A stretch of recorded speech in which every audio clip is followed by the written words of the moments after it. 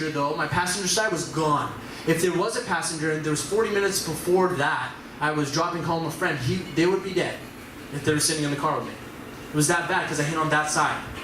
And when I came out, my fingers were broken and my ribs were just bruised from the seatbelt. And I looked down at my car and I thought, God, that sucks. It was gone. Now at that time, it was my first car. I didn't know what totaled means. So when the police officer came, I said, so, I'm going to be able to fix this and stuff. He's like, fix what? I'm like, my car. He's like, you don't have a car left. I'm like, oh, that's how that works. I just claim insurance. Right? Insurance companies don't like me anymore at that time. And I thought I only had this car for 3 weeks. It's my first car I paid for. I was broken-hearted. And at that time, her name was Mamacita, the car. I was preparing myself for my girlfriend. And just gone. And I came out, I'm like, I thought at first, I'm like, you know what, this will be an inspiring story to share with people one day. Because even at that time, I knew I wanted to be on stages. I just didn't know for what. And I came out, I'm like, I have this belief. If you want to take anything away from tonight, that would just change slightly an angle of how you do something. It'll change the course of your life. Just this one thing. No matter what happens, especially the bad things, I just think it's a good story to show someone one day. And immediately it turns into something beneficial. It's something that benefited my life, not something I took away. And so I came out, I'm like, and shit you not, I was standing there looking at my car thinking, I'm going to share this one day. And I do that now all the time. I have an entire program based off of called Reborn. But I didn't know that back then. And so years after, it came back up. So I came out of this crash and I thought, this sucks, right? Now, how many of you think I'm unlucky? Like, that's stupid of me that happened. It's bad luck. Just be honest, would you agree with that? Before I told you the thing I just said, because obviously now you're going to change your thought about it. Probably thought it was a bad thing that happened, right? It's not good to crash your car, it's your first car. But you really sometimes, you don't know what you're missing, right? Everything's perception. You know what you're missing. Sometimes you're hypnotized into believing stupid things instead of being de-hypnotized and realizing the good things. So obviously I'm not growing up to be positive. No one teaches me that. No one's teaching me how to always look in the benefit of things, which is what leaders do. And so I had to learn that on my own. So I came out and I didn't know how lucky I was. Here's why. When I talked to the cop, I said to the police officer, I'm like, God, this really sucks, right? He said, what happened? I'm like, I fell asleep. By the way, if that ever happens to you, don't say you fell asleep. Because they write that up.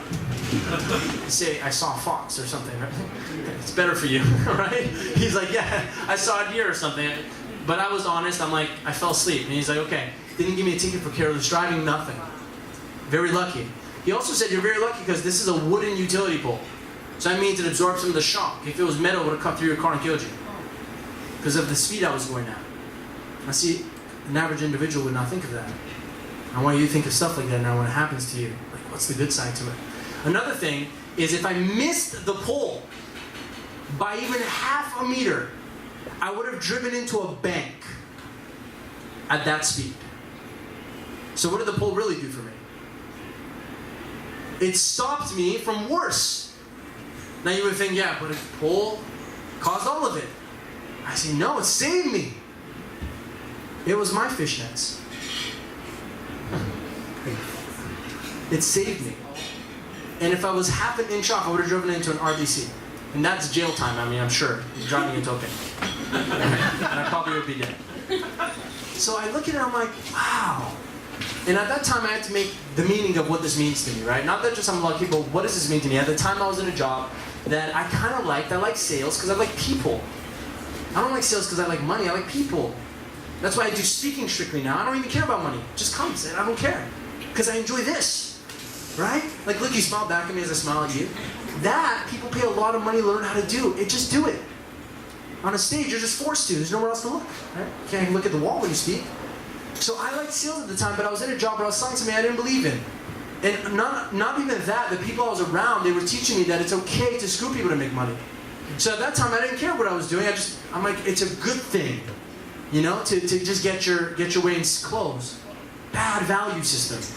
So at that time, I couldn't live with myself. When I came out of the crash, at that time, I was in there for 2 months. I was doing really well.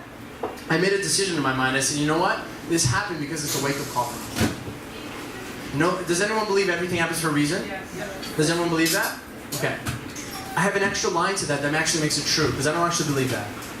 Everything doesn't happen for a reason unless you decide it does. Because could someone else go through that same car crash, come out and say I was just an idiot? Of course. It's a choice. But I decided to say this is a wake-up call. What was the wake-up call for me from? being in a job I didn't like.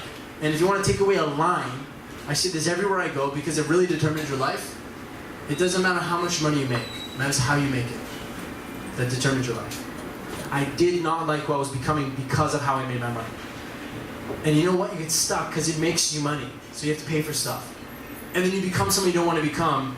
And you only got into the job to make money. And you only wanted to make money because you wanted to do some other thing that doesn't even cost money. You just thought it would solve a problem that you can't solve with a solution. So you're buying hammers to build, to fix a car. It doesn't make sense. But you get stuck as a construction man, nailing hammers. Thinking, I just want to fix my car. But it goes on for decades, and you live a life like this. So I was fortunate that it came to me so early. And I was awake enough to realize it. Because I met people who say, I've been in 6 car accidents. I go, that's a lot of reborn seminars. But they still didn't get it. So if there's something you want to take away, start noticing why things happen. I'm not cursing that it happens. Now I want to show you the power of the mind. Can I share something with you? It will get your hair raising. Power of the mind. Very, very powerful. You need to understand that your thoughts create your entire life. It starts there. Nowhere else. Just your thoughts. And your thoughts are determined and created from the formula of your physiology, how you think, the way you look, the way you're raised, all that. But your thoughts. Just changing your thoughts will change everything. Doing it long enough with action will change it. You can't just think. Because I went into an 8-month period after my crash and I thought, okay, I'm just going to manifest all the money in my life. So I started to put $250,000 on paper, put it on my ceiling and sleep and stare at it. Thinking if I think about it long enough, it'll come. And I shit you not, this is how I thought it would come. I'd be walking down the street and there's a black suitcase. Just sitting there. Wow, what's this? I visualized this 100 times. Pick it up, open it up, $250,000 in there. Now, because I'm a good person, I imagined there'd be a business card. I pick it up and I call the person. Hey, I found your money. And he drives all the way over here with his Ferrari and goes, you know what? I want to give you half of it because you found it for me. It does not work that way. I was missing the key element, which is action to produce value for others. Money comes from giving other people value, doing more than you're supposed to, and money comes to you easily. It's just energy. Does this make sense? Yeah. So I came out of that and I'm like, okay, am I good? Where am I at? Twice over, it's alright. Am I serious? Holy crap, I'll finish this real quick. Sorry, is this good so far? Yeah. I'm sorry, I don't do, my shortest talks are anywhere from 4 hours to 33 hours. I don't do 10 minutes. MoMondays, me and MoMondays, we have a thing. So, I'm sorry, I'll finish it now. Is that okay? So here's what I took from it. I came out and I said, okay, that's gonna raise your hair. 3 weeks before that crash, I owed some people some money. That was the kind of person I was then, right? I owed $900 or something to some guy that I worked for. And he's like, can you send it back? And I started lying to him. I said, listen, man, and I just bought the car. I said, listen, man, I just got into a bad car accident and I have to pay for some damages. Can I pay you later? And he goes, yeah, no problem. He was being a graceful person to me. I said, okay, thank you. And weeks went by and I was avoiding him. But that's what we do. We're in a place where we're desperate, right? 3 weeks passed by and I actually crashed my car. And I was thinking, shit, I should not be lying to people about things I don't want to happen.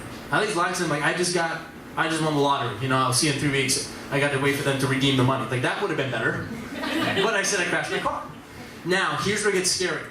I used to drive on the highway with my friends. We drive super fast, right? And so he would call me young savage, young savage.